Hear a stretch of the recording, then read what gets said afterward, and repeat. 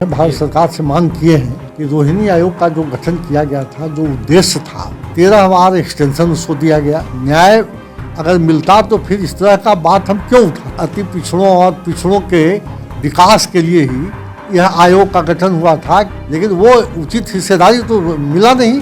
आज 5 वर्ष बीतने जा रहे हैं, अभी तक उसका रिपोर्ट सबमिट नहीं हुआ। नमस्कार, आप देख रहे हैं लाइव सिटीज। मैं हूं आपके साथ सौरभ राज। साल 2017 में मोदी सरकार ने पिछड़ा और अति पिछड़ा की पूरी रूपरेखा को फिर से जांच करने के लिए, उसका पूरा हकीकत पता करने के लिए रोहिणी आयोग का गठन किया, लेकिन अभी तक रोहिणी आयोग की रिपोर्ट पूरी नहीं आई है। लगातार उसको एक्सटेंशन मिल रहा है। मेरे साथ जेडीयू सांसद चंद्रवंशी जी हैं, इनसे बात करेंगे।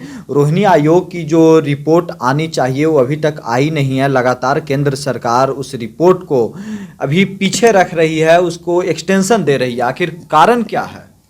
देखिए, यह बात बड़ा अच्छा प्रश्न आपका है जी। इधर तत्काल तुरंत जो पार्लियामेंट चल रहा था जी। इस बीच में हमको नियम 377 के तहत बात उठाने का मौका मिला था। तो उस दिन हम अपने तरफ से रोहिणी आयोग पर एक प्रश्न हम खड़ा किए हैं, भारत सरकार से मांग किए हैं जी। कि रोहिणी आयोग का जो गठन किया गया था, जो उद्देश्य था, उसकी पूर्ति अभी तक नहीं हो पाई है। रोहिणी आयोग बना, 13 बार एक्सटेंशन उसको दिया गया। 13 बार एक्सटेंशन दिया गया और इस साल 2023 के 31 जनवरी तक उसको रिपोर्ट सबमिट करना था, लेकिन अभी तक रिपोर्ट सबमिट नहीं हुआ। अब यह ऐसा विडंबना है कि भाजपा के लोग बराबर प्रचारित कर रहे हैं कि हम ईवीसी और ओबीसी के लिए अच्छे काम करने जा रहे हैं और उनको आगे बढ़ाने का काम करेंगे जी। लेकिन यह दर्शाता है कि रोहिणी आयोग का रिपोर्ट जब तक नहीं मिलता है तब तक यह जान लीजिए कि जो देश में स्थिति है ओबीसी और ईबीसी का, उसके बारे में हम आपको बताना चाहेंगे जी। कि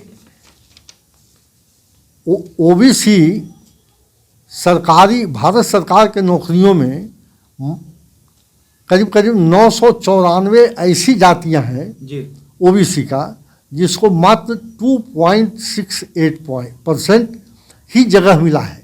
2.68% ही उनको जगह मिल सका है भारत सरकार के नौकरियों में। ओबीसी के ऐसे 994 जातियां हैं।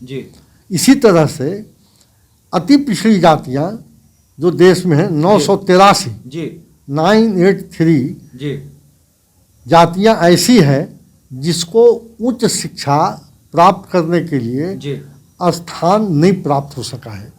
अब आप समझ सकते हैं स्थान नहीं प्राप्त हो सका है नहीं, ये 983 अति पिछड़ी की जो जातियां हैं इनकी संख्या 0 है।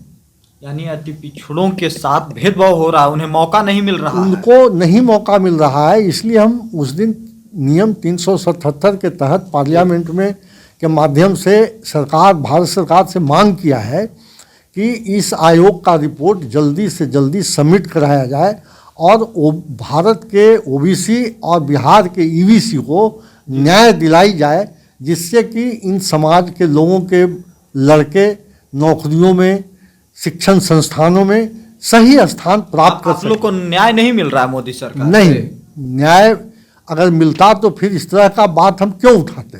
अन्याय हो रहा है। इसलिए हमने कहा है कि 377 के तहत हम मांग किया है भारत सरकार से कि आप जल्द से जल्द रोहिणी आयोग का रिपोर्ट सबमिट कराइए और देश के ओबीसी और बिहार के ईबीसी को न्याय मिले और इनके बच्चे सही जगह पर नामांकन करा कर पढ़ सकेंगे, सही मात्रा में इनको नौकरी में स्थान मिल सकेगा। इसके लिए हमने मांग किया है। आप लोग बीजेपी के ऊपर सवाल उठाए, बीजेपी तो करे कि वो पिछड़ों के लिए लगातार मोदी सरकार काम कर ही रहे हैं। तो हम बता तो रहे हैं कि रोहिणी आयोग का गठन 2017 में हुआ और अति पिछड़ों और पिछड़ों के विकास के लिए ही यह आयोग का गठन हुआ था कि यह आयोग वर्गीकृत करेगा। अब वर्गीकृत करके उनको उचित हिस्सेदारी दिलाएगा, लेकिन वो उचित हिस्सेदारी तो मिला नहीं। आज 5 वर्ष बीतने जा रहे हैं, अभी तक उसका रिपोर्ट सबमिट नहीं हुआ। जब तक रोहिणी आयोग का रिपोर्ट नहीं सबमिट होता है तब तक उचित न्याय इन लोग समाज के बीच में नहीं पहुंच सकेगा, नहीं मिल सकेगा। अब बीजेपी से क्या मांग कीजिएगा? हम मांग केंद्र सरकार से हम मांग किए हैं कि 377 के तहत जी कि आप जल्द से जल्द रोहिणी आयोग का रिपोर्ट सबमिट कराएं और उस पर निर्णय लेकर के ओबीसी और ईबीसी के न्याय दिलाने का काम करें। चलिए, शुक्रिया सर, थैंक यू, धन्यवाद।